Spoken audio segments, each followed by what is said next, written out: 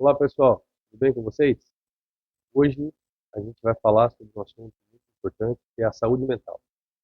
No mês de janeiro, a gente comemora a questão da conscientização da importância da saúde mental, o Janeiro Branco. A saúde mental é algo extremamente importante e ela está contextualizada em outras questões do nosso próprio organismo. Não tem como falar de saúde mental sem falar da nossa saúde física de modo geral, porque ela se interdepende. É muito importante a gente contextualizar a questão da ansiedade, da depressão e de outros quadros.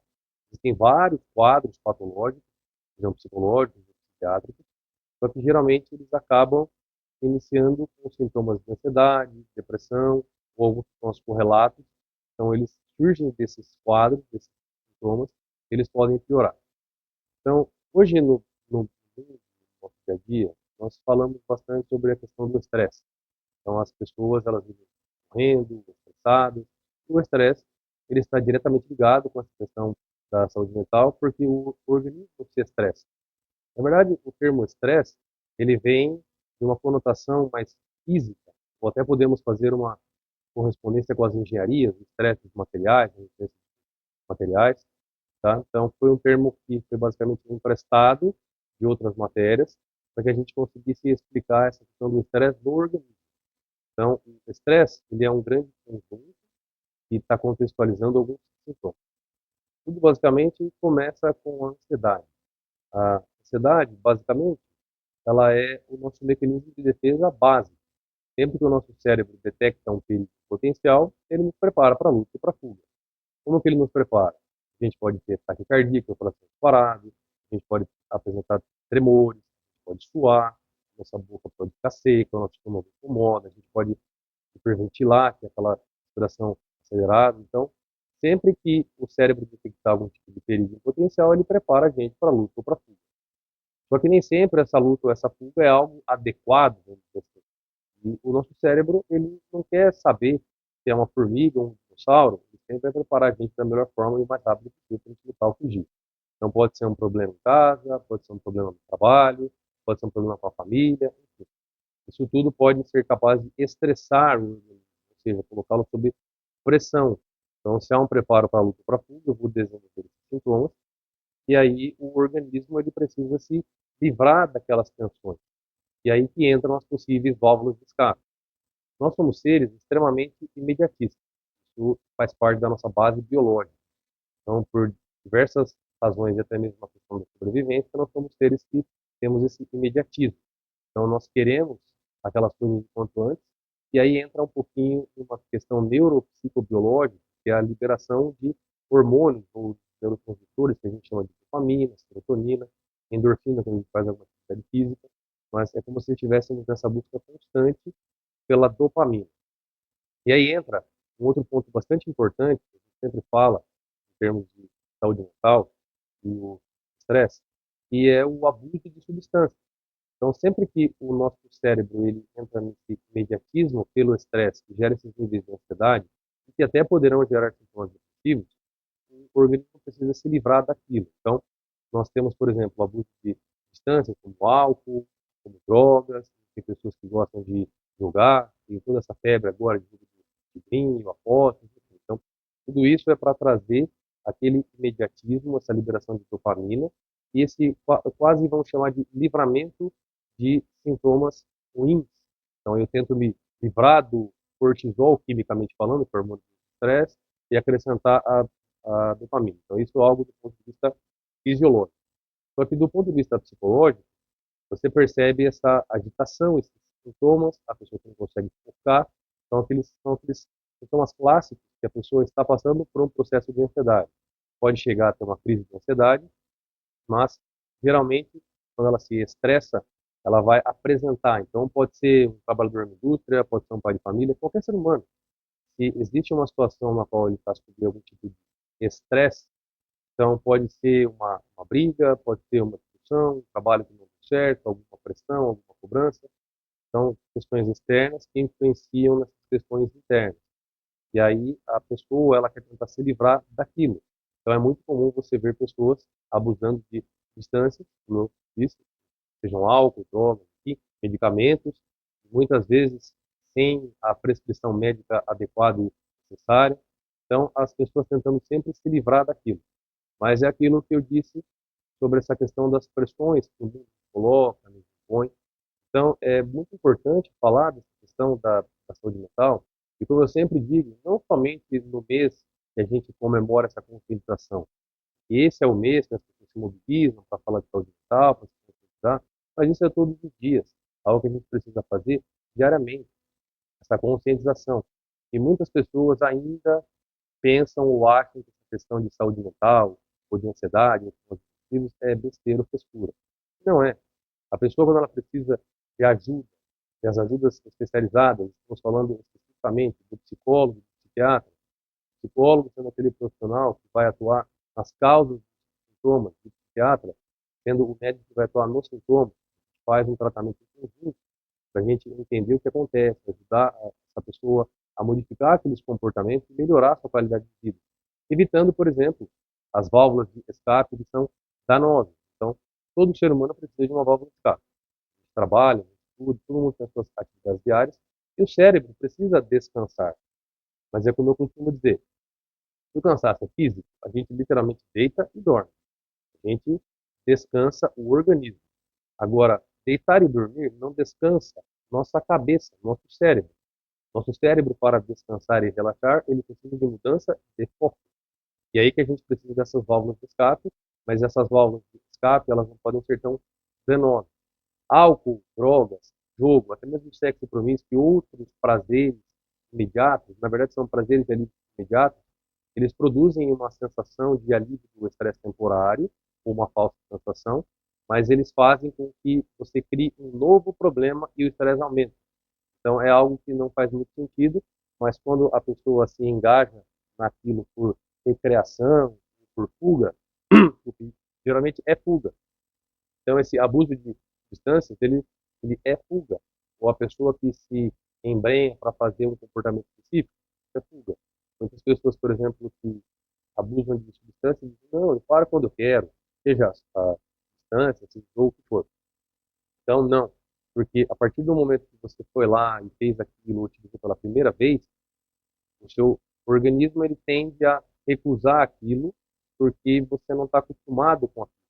Agora, quando eu forço aquela situação, com aquele padrão de comportamento, seja ele psicológico, vamos dizer assim, diretamente de eu ir lá e fazer, ou químico e psicológico, quando eu uso alguma substância, então uma mistura de padrões, meu cérebro ele começa a decodificar aquilo e ele faz com que aquele padrão ele se encaixe naquele elo ou naquele conjunto que a gente chama que são os padrões de sobrevivência. Aí eu já vou passar a explicação específica do porquê que as pessoas acabam se viciando. Depois eu volto na questão do estresse. Então, o nosso organismo, para sobreviver, basicamente, ele precisa de quatro coisas. Você precisa comer, beber, dormir e respirar. Essas quatro coisas são essenciais para que a gente viva e sobreviva. Quando eu uso alguma substância ou entro em algum padrão de comportamento repetitivo que o cérebro, no primeiro momento, recusa, mas eu continuo forçando, principalmente do ponto de vista neuroquímico, da substância, é como se meu cérebro colocasse aquilo no rol, como a gente fala, dos padrões de sobrevivência. Então, o abuso, seja de álcool, de drogas, ele passa a ter o mesmo valor de sobrevivência como comer, beber, dormir, respirar. E aí muitas pessoas falam assim, ah, não, mas é sem vergonhice, é isso. Não, não é sem vergonhice, é frescura. A partir do momento que entra nesse rol de comportamento de sobrevivência, passa a ser patológico. Aí mais do que nunca é que a pessoa precisa procurar as ajudas necessárias. Então, especificamente, como eu falei, o psicólogo e o psiquiatra para manejar esse comportamento, para entender essa situação, entender o sintoma. Então, é extremamente importante. Mas eu estiquei um pouco sobre essa questão do abuso de substâncias, porque é muito comum a gente ver pessoas que entram em ansiedade, podem evoluir para um quadro de estresse. Como eu disse, o estresse é um grande conjunto de padrões. A depressão também pode estar no estresse. Hoje nós falamos também em burnout, que é basicamente uma depressão causada por questões do trabalho. Então, burnout e depressão são basicamente a mesma coisa. São sintomas ali que a pessoa entra em esgotamento, ela não começa a ver sentido mais na vida, ela acha que ela está sobrecarregada, e de fato ela está, então ela acha que está mais ainda, e de fato ela pode estar mais sobrecarregada do que ela acha que está. Então ficam essas confusões, aí a pessoa perde a vontade, e entra de fato em sintomas depressivos. Perde a vontade, perde o prazer de fazer as coisas, perde a capacidade de atenção, de concentração, fica mais lenta, ela entra em desrealização, acha que nada vai dar certo, a desesperança, acha que não vai conseguir nada, a despersonalização pode achar que é outra pessoa, ela quer se isolar socialmente. É uma confusão mental geral. Então, tudo isso pode estar vinculado com a questão do estresse. Então, nós falamos basicamente desses padrões porque são os padrões mais comuns. Como eu disse, existem outros transtornos psicológicos, só que quando nós falamos de ansiedade, depressão, então basicamente 90% dos casos tem que ser com ansiedade, pode evoluir para um quadro depressivo, e depois pode evoluir para outros quadros também, porque são aqueles padrões que a gente vê mais comumente na atualidade. Na verdade, esses padrões eles sempre existiram, mas nos tempos para cá que foi dada a atenção necessária para o que é esse estresse do organismo, a ansiedade, a depressão que pode causar. E é por isso que é tão importante não mencionar isso somente ou dar mais ênfase no mês específico como o Janeiro Branco, e sim no ano todo, porque as pessoas sofrem o ano todo, todos os dias. Mas, por outro lado, é muito importante que tenha uma campanha de conscientização para tratar do assunto. Então, a saúde mental é algo extremamente importante. Existem muitas coisas relacionadas e correlacionadas. E aí, possíveis dicas para que a pessoa melhore. Fora a questão de chegar num ponto que não consiga mais lidar com a situação e perceba que tem algo diferente, isso serve para a própria pessoa, se ela se perceber, ou para as outras pessoas em volta. Como eu disse, pode ser o chefe, pode ser o pai, o amigo, o namorado, o irmão, a esposa, enfim. Você vai conseguir notar algumas diferenças ali, algumas mudanças em alguns padrões de comportamento. Você percebeu ou notar, independente do que você note, fale com pessoas próximas, procure ajuda, porque é muito importante. Quando a pessoa entra em sintomas de ansiedade, evolui para quadros depressivos, a pessoa literalmente pode, esses outros padrões que eu citei, ela pode ter a ideação suicida, que é a ideia de morrer, matar ou sumir. E esse é o ponto mais grave, porque a pessoa pode não achar saída. Tudo isso pode estar vinculado diretamente com o quadro de ansiedade, de depressão, pode tornar o estresse. E, como eu disse, todas essas possíveis válvulas de escape que a pessoa busca para tentar se livrar. E aí, são essas válvulas de escape imediatas, então você pode ter esses mecanismos, e isso funciona como uma espécie de autorregulação, tanto física quanto mental e emocional. Mas se é uma válvula de escape que a gente vai chamar de inadequada, que pode trazer outros prejuízos, com abuso de substâncias, jogos, etc., isso vai fazer com que a pessoa piore e crie outros problemas que eu não havia falado antes. Então, são coisas muito importantes para a gente visualizar o tempo inteiro e estar atento a esses padrões. Então, percebeu que a pessoa, todo o comportamento está mais cabisbaixa, está mais agitado, mais lento. Ou seja, você consegue visualizar aquele modo de operando da pessoa, para usar o termo jurídico, né? Aquele modo de operação ali. Se tem algo diferente ali por mais do que 2 ou 3 dias, já é algo para acender um sinal de alerta, para a gente poder verificar e entender o que pode estar acontecendo. As pessoas podem criar uma espécie de resistência, procurar ajuda, enfim, mas só de as pessoas próximas ali criar aquela rede de apoio, para tentar entender o que acontece, já ajuda bastante. Então, dicas possíveis para que a gente melhore a nossa saúde mental. Fora essa questão de buscar as ajudas específicas, é muito importante que a gente tenha uma rotina. Nosso cérebro adora padrões. Como ele funciona com esse mecanismo de sobrevivência, por mais que existam pessoas que não gostem ou não consigam de regras por várias razões, nosso cérebro ele gosta de padrão. Só que não rotina daquele ponto de vista que as pessoas pensam como algo maçante. Nosso cérebro gosta de algo que seja sequencial. Tanto que para uma das táticas comportamentais dos manejos que a gente utiliza, tanto para pessoas com ansiedade, depressão e outros quadros, é justamente esse acerto dessa rotina, essa sensação de contínuo, de sequência. O cérebro ele tende a funcionar melhor, assim. Literalmente tem uma tendência de viver melhor. Se a gente vive com regras e se a gente tem algo para conquistar, com metas, propósitos, etc. Então, são várias possibilidades. Mas para melhorar nossa saúde mental, então, é muito importante manter uma alimentação razoavelmente saudável. Se você pudesse alimentar cada 3 ou 4 horas, para que o seu corpo sempre esteja ali sabendo que está chegando os nutrientes, né? Porque como a alimentação faz parte daquele rol da sobrevivência, essas 4 coisas têm que ser muito bem feitas: comer, beber, dormir e respirar. Então, esse é um dos pontos. Fazer alguma atividade física, outra coisa fantástica e fundamental para a nossa saúde mental. A atividade física é uma válvula de escape extremamente adequada, não somente para a questão de socialização, se você vai numa academia, ou se você vai numa academia de artes marciais, enfim, essa questão física e mental da própria pessoa. Eu vou lá, eu faço um movimento, eu suo, eu melhoro essa questão da oxigenação do, do sangue, uma série de coisas que vão fazer com que eu me sinta bem. E nesse momento, um dos neurotransmissores que mais libera é a endorfina, dá aquela sensação de prazer ou vício em movimento. O que, do ponto de vista biológico, é extremamente importante, sei lá, quando a gente morava nas cavernas, do ponto de vista biológico, né, nos processos de evolução, do ponto de vista científico, então nós precisávamos de um reforço neuroquímico para que a gente continuasse empenhado em caçar, pescar e coletar para a nossa sobrevivência. Então, a evolução desenvolveu essa recompensa neurológica para que a gente se mantivesse naquele padrão. Então, fora as recompensas sociais, as pessoas que incentivavam, falavam.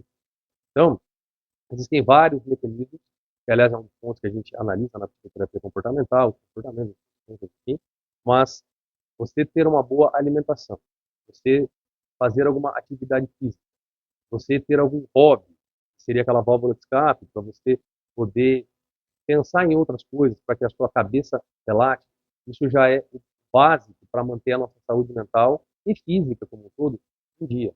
Mas para manter ali aquele sintoma sob controle, porque um estresse o outro no nosso dia a dia, normal, a gente é ser humano, a gente está vivendo, trabalhando, enfim. Só que quando eu percebo que eu começo a perder o controle, começo a entrar em crise, tem alguma coisa de errado ali. Então, aí eu tenho também que avaliar minha vida, a condição que eu vivo ali. Então, essas dicas de alimentação, de atividade física, de ter um hobby, de ter alguma atividade, é extremamente importante para que eu consiga manter a minha saúde mental ali minimamente estável. Se mesmo assim eu não conseguir, eu tenho que buscar as ajudas. Mas mesmo buscando as ajudas, a gente estrutura exatamente essa rotina certinho, mas não precisa ser nada estanque, fixo. Você precisa fazer algo também que te traga prazer. Então, quero fazer uma atividade física. Ah, falaram que é legal fazer isso. Vá buscar aquilo que você gosta de fazer. Porque se não for algo minimamente prazeroso, você não vai conseguir manter a constância. Esse é outro segredo aí. A questão de regra e constância. Como o nosso cérebro gosta de regra e rotina, você ter essa constância nessa criação de hábito é extremamente importante.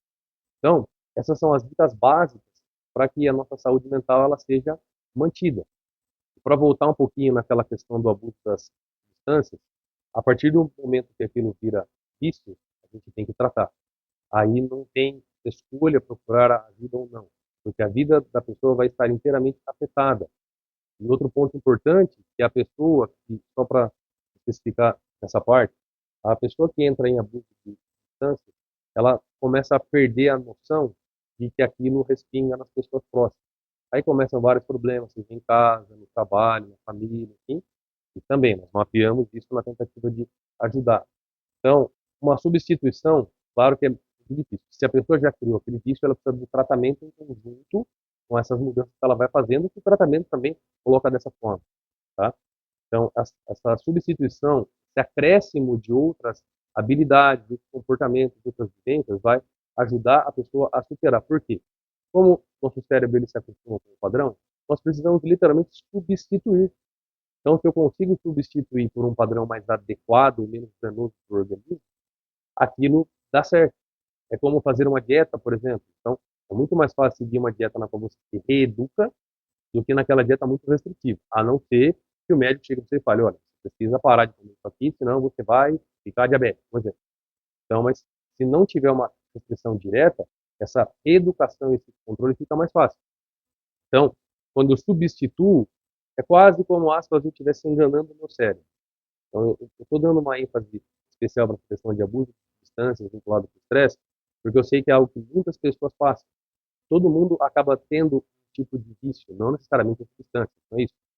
Nós precisamos dessas válvulas de escape e nós precisamos substituir por válvulas de escape que sejam mais adequadas, que tragam outras consequências mais positivas, não negativas. Porque o grande problema dessas válvulas de escape vinculadas com abuso de substâncias, né, então o álcool e as drogas de modo geral, elas são muito rápidas, muito imediatas, muito instantâneas.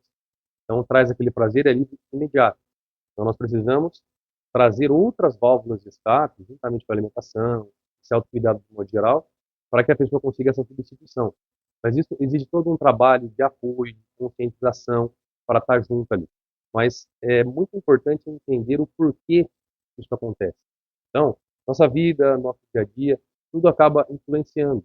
Se a pessoa, por algum motivo, acha que não consegue lidar, ela vai buscar algo ali que tire ela dessa realidade. Então, é sempre fuga.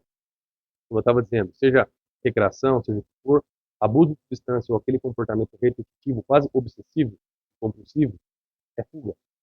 A pessoa tem que fugir daquilo. Se é uma válvula de escape sob controle também, que a pessoa consegue, ela tem sucesso. Só que também é muito importante deixar claro que as válvulas de escape supostamente saudáveis, elas também podem se tornar patológicas. Por exemplo, vamos fazer uma atividade física. E a pessoa vai compulsivamente para a academia 3 vezes por dia, 2 horas. Se a pessoa ela vive daquilo é uma coisa, mas mesmo vivendo daquilo ainda é exagero. Então, a gente sempre tem que tomar cuidado para manter essa questão do equilíbrio. Equilíbrio é o grande segredo das coisas e é muito difícil manter. Então, eu sempre tenho que me circundar dessas possibilidades. Como eu disse, é importante ter rede de apoio, pessoas que apoiam ali, mas o equilíbrio. Então, esse autocontrole ele é difícil de encontrar, mas não é impossível. É no dia a dia, é tentando, e o que eu falo para as pessoas sempre, nunca desista de tentar, tem que tentar, ou como a gente fala na psicologia comportamental, eu tenho que produzir testes comportamentais. Ok, eu me proponho a fazer algo, eu penso em algo ali, eu planejo, esquematizo, eu penso em possibilidades, uso aquela tática básica de resolução de problemas, então eu identifico o problema, penso em possíveis soluções, escolho uma, coloco em prática e avalio os resultados. Eu vou fazendo vários testes. Então, quero tentar fazer academia. Então, eu tenho que ir lá, me propor, aí é foco, disciplina, constância, direção. Eu preciso ir lá e fazer. Eu vou um dia e tento. Mas eu estou cansado. Faz menos tempo.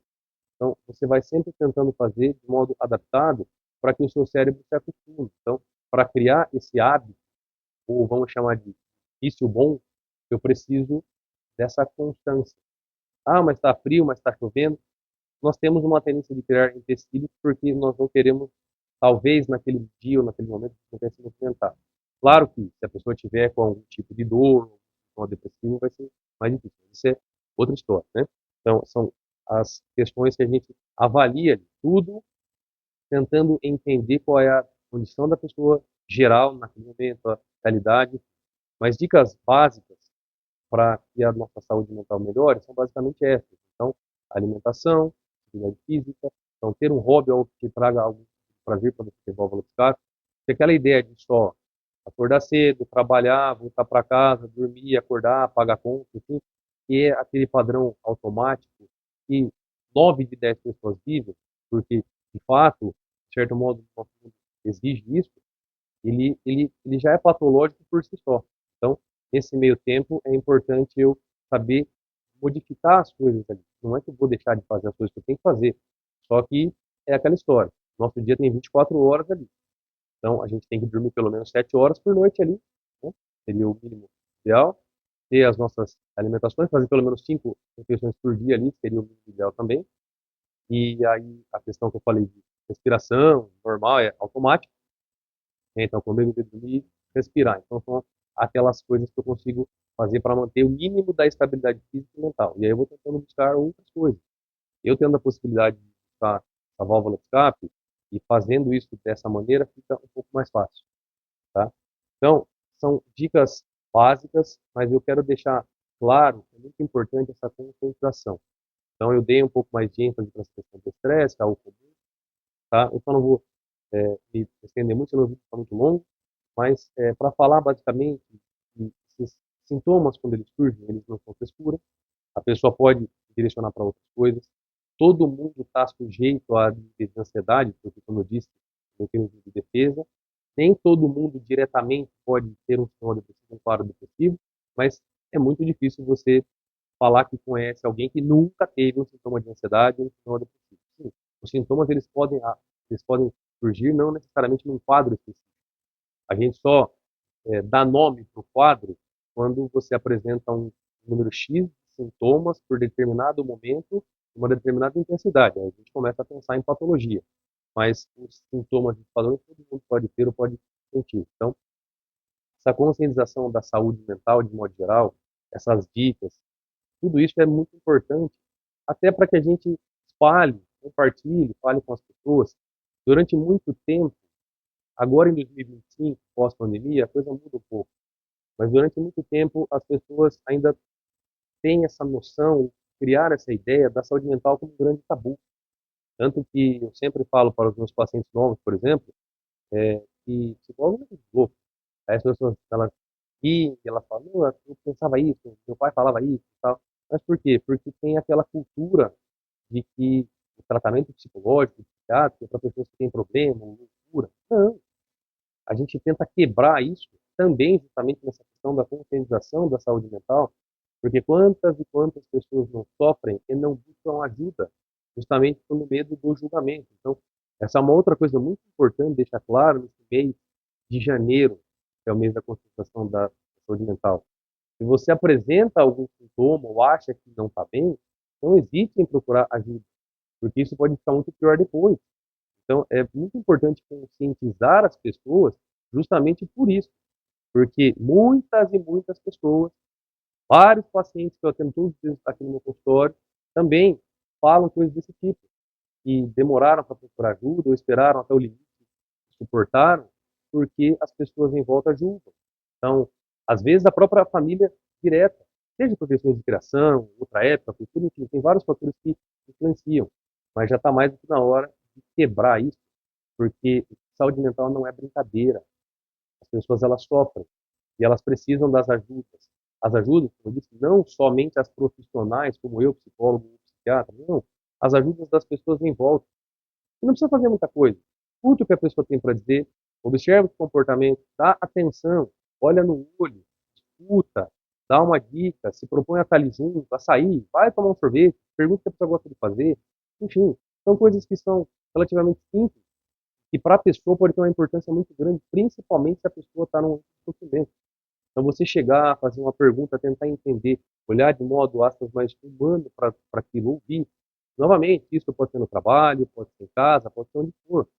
Então, é sempre importante chegar e perguntar, deixar esse canal livre e aberto. Então, seja em casa, para falar com o pai, com a mãe, com o irmão, enfim, ou seja no trabalho, para falar com a chefia, com a RH, enfim. Quando as pessoas têm esse canal livre, têm a confiança de que podem falar, a coisa fica mais fácil. O simples fato de falar sobre já traz alívio.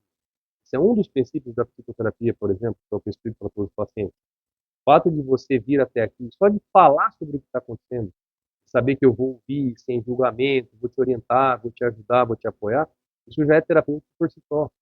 Então, o fato de ouvir é uma outra dica importante para acompanhar as pessoas que supostamente possam estar em sofrimento. E outro ponto muito importante, quem está em sofrimento nem sempre está nítido aquele sofrimento. Você não vê, aquela pessoa está claramente mal. Às vezes a pessoa está tentando segurar, ela tenta evitar mudar a postura. Então, na dúvida ou não, chega e pergunta. Vê o que a pessoa tem para dizer, conversa, chama a pessoa para tomar um café, enfim, seja a pessoa próxima ou não, está no trabalho, chega ali, seja chefe, pergunta o que está acontecendo. Então, quantas coisas podem ser evitadas, entendeu? Uma tentativa de suicídio ou algo assim, porque problemas todo mundo tem. Agora, quando eu tenho alguém para ouvir, pelo menos ali momentaneamente, e poder trazer uma palavra de apoio, de aconchego, pô, já ajuda. Então, só da pessoa ser ouvida, direcionada em algum ponto ali, já é de grande valia. E se a pessoa de fato estiver num sofrimento grande, ajuda mais ainda, porque a pessoa se sentindo acolhida, estando num sofrimento grande, ela percebe que tem uma esperança que ela pode conseguir algum ponto de ajuda ali.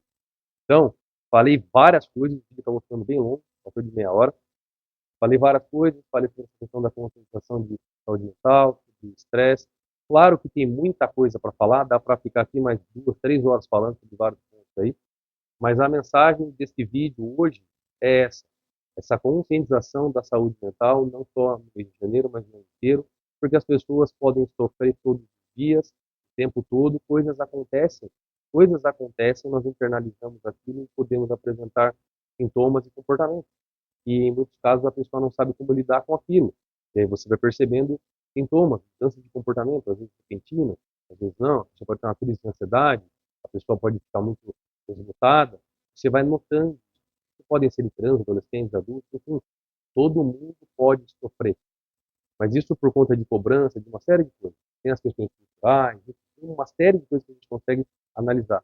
Mas, basicamente, se você ouvir o que a pessoa tem para dizer ali, ou perceber algo, então ficar mais perceptivo, olhar as coisas ali para tentar entender, isso já vai ser de grande valia. Então, essa é a mensagem.